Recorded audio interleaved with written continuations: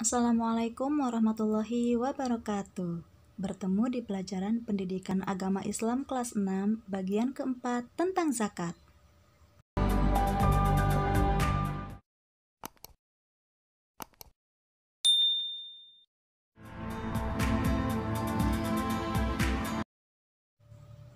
Pada pelajaran kali ini kita akan membahas tentang memahami arti zakat, macam-macam zakat, orang yang berhak menerima zakat, dan hikmah berzakat.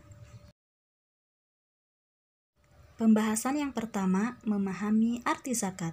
Menurut bahasa, zakat bermakna membersihkan, sedangkan menurut istilah, zakat berarti mengeluarkan sebagian dari harta tertentu yang telah mencapai nisab. Macam-macam zakat. Zakat dibagi menjadi dua. Yang pertama ada zakat fitrah, yaitu mengeluarkan beras atau bahan makanan pokok lainnya sebesar 2,5 kg atau 3,5 liter tiap orang. Waktu membayar zakat fitrah boleh dilakukan mulai tanggal 1 Ramadan sampai menjelang sholat Idul Fitri.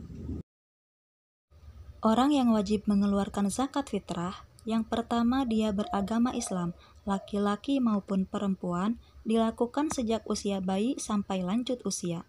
Yang kedua, memiliki penghasilan yang cukup untuk kebutuhan sehari-hari. Zakat fitrah untuk anak-anak ditanggung oleh orang tua mereka. Dan yang ketiga, orang itu masih hidup sampai akhir Ramadan. Yang kedua, ada zakat mal atau biasa disebut dengan zakat harta, yaitu mengeluarkan sebagian harta kekayaan yang dimilikinya apabila telah mencapai nisab. Nisab dalam pengertian ini yaitu lama waktu suatu harta yang menjadi milik seseorang dalam jumlah tertentu. Misalnya, jika seorang muslim memiliki 85 gram emas selama 1 tahun, zakat yang harus dikeluarkan sebesar 2,5%, atau jika harga emas 1 gram mencapai Rp400.000, maka nilai nisabnya adalah 85 gram kali Rp400.000 sama dengan Rp34 juta. Zakat yang harus dikeluarkan 2,5% dari Rp34 juta adalah sebesar Rp850.000. Syarat wajib zakat mal. Pemilik harta adalah orang Islam. Pemilik harta telah balik dan berakal sehat atau tidak gila. Harta tersebut termasuk jenis harta yang wajib dizakati. Harta tersebut telah mencapai 1 tahun dan harta tersebut milik sendiri.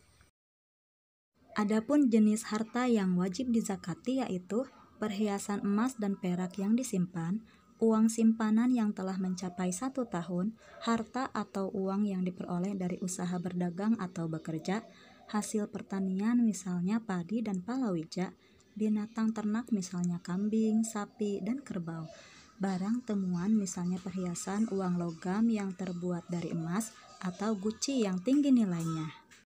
Orang yang berhak menerima zakat sesuai dengan yang tercantum dalam surat At-Taubah ayat 60, yaitu ada 8 golongan: fakir, miskin, amilin, mu'alaf, rikob, gorim, fisabilillah, dan ibnu sabil. Yang dimaksud dengan orang fakir yaitu orang yang amat sengsara hidupnya, tidak mempunyai tenaga dan harta untuk memenuhi kebutuhan hidupnya. Sedangkan orang miskin yaitu orang yang tidak cukup penghasilan untuk memenuhi kebutuhannya sehari-hari. Adapun pengurus zakat atau amilin yaitu orang yang diberi tugas untuk mengumpulkan dan membagikan zakat. Mu'alaf yaitu orang yang baru masuk Islam dan imannya masih lemah. Hamba sahaya atau rikob yaitu budak yang harus dimerdekakan. Gorim yaitu orang yang berutang karena untuk kepentingan yang bukan maksiat dan ia tidak sanggup membayarnya. Orang yang berutang untuk memelihara persatuan umat Islam. Fisabilillah yaitu orang yang berjuang untuk keperluan pertahanan Islam di zaman Nabi Muhammad SAW. Fisabilillah itu mencakup juga kepentingan-kepentingan umum seperti mendirikan masjid, musola, sekolah atau madrasah, rumah sakit, dan sebagainya. Dan Ibnu Sabil, mereka adalah para musafir yang kehabisan biaya di negara lain. Mereka dapat menerima zakat sebesar biaya yang dapat mengantarkannya pulang ke negerinya, meliputi ongkos jalan dan perbekalan, dengan syarat ia membutuhkan di tempat ia kehabisan biaya. Misalnya, seorang anak yang sedang menuntut ilmu namun kesulitan dalam pembiayaan. Zakat memiliki hikmah di antaranya membersihkan harta dan jiwa pembayar zakat dari sifat kikir, tamak, atau rakus, membantu orang yang kesusahan atau kesulitan dari segi ekonomi, mendorong manusia untuk berjiwa sosial dan peduli kepada sesama, mendorong manusia untuk bersikap jujur dan bertanggung jawab atas harta yang dimilikinya, dan mengingatkan manusia bahwa harta dan kekayaan hanyalah titipan dari Allah Subhanahu wa Ta'ala. Demikian pembahasan tentang zakat kali ini.